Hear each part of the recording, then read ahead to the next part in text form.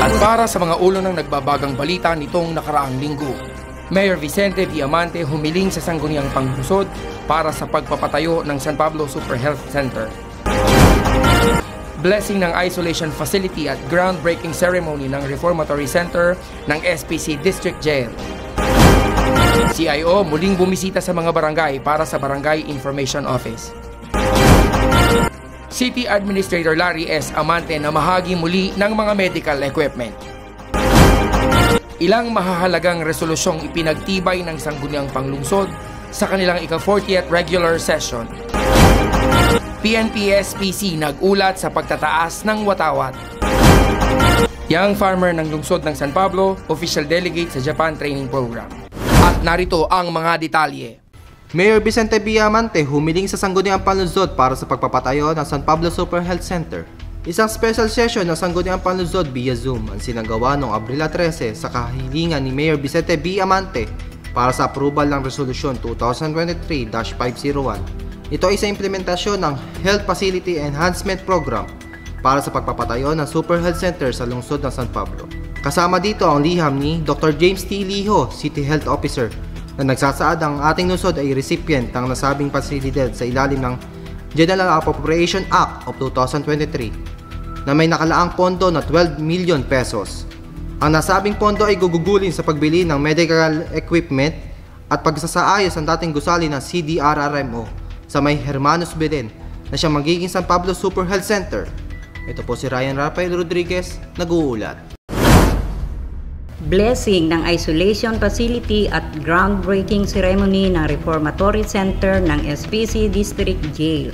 Pinangunahan ni Vice Mayor Justin G. Culago at Executive Assistant Christine Ann Picasso bilang kinatawa ni Mayor Vicente Viamante at ilang opisyales ng BJMP para sa blessing ng isolation facility at groundbreaking ceremony ng Reformatory Center ng San Pablo City District Jail noong Abril 14 sa Barangay San Gregorio.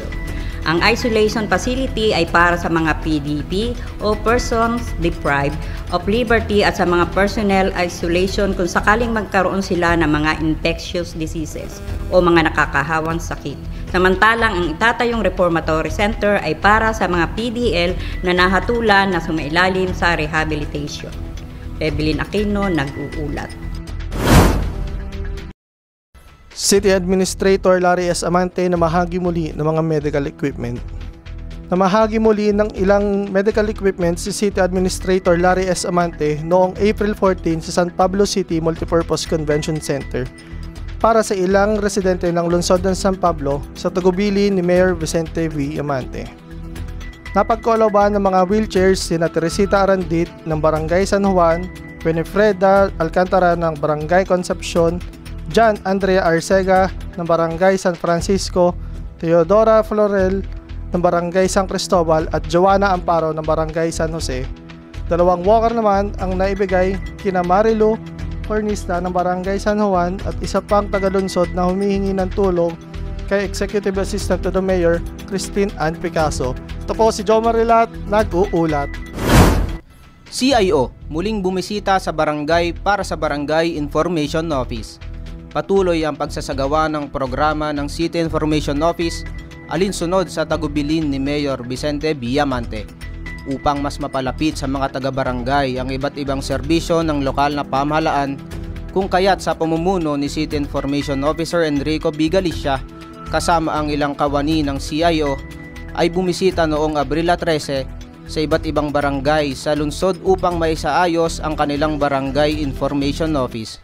Ang mga BIO na nabigyan ng assistance ay ang mga barangay ng San Cristobal sa pamumuno ni Barangay Chairman Jason A. Mortel at BIO Robelin C. Alcance, Santa Elena sa pamumuno ni Barangay Chairman Ariel B. Cuentas at BIO Arceli R. Bumagat, Santo Niño sa pamumuno ni Barangay Chairman Ariel S. Briones at si BIO Maricar D. Cosico, Santa Cruz sa pamumuno ni Barangay Chairman Cirilo M. Motas at BIO Marisa A. Bautista, San Ignacio sa pamumuno ni Barangay Chairman Hernan A. Calabia at BIO Jonathan Manalo.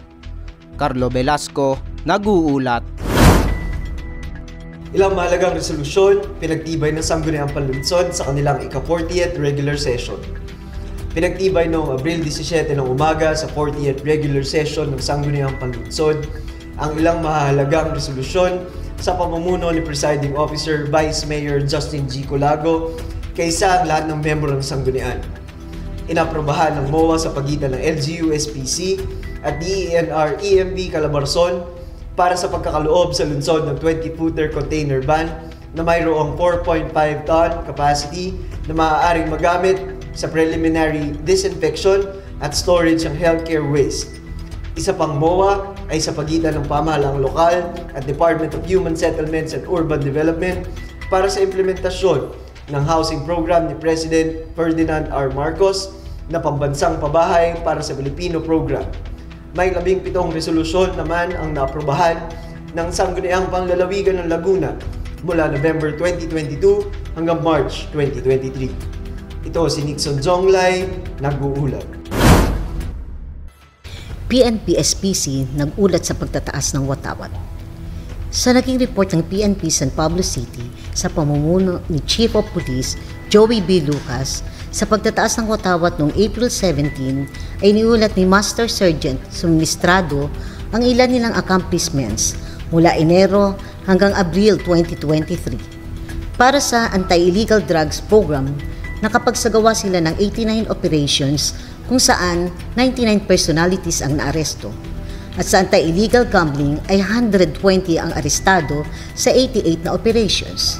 Sa wanted person naman ay 85 na most wanted persons ang arestado at 23 OWP sa isinagawang 108 operations ng PNP San Pablo City. Nancy Vidal po, nag-uulat.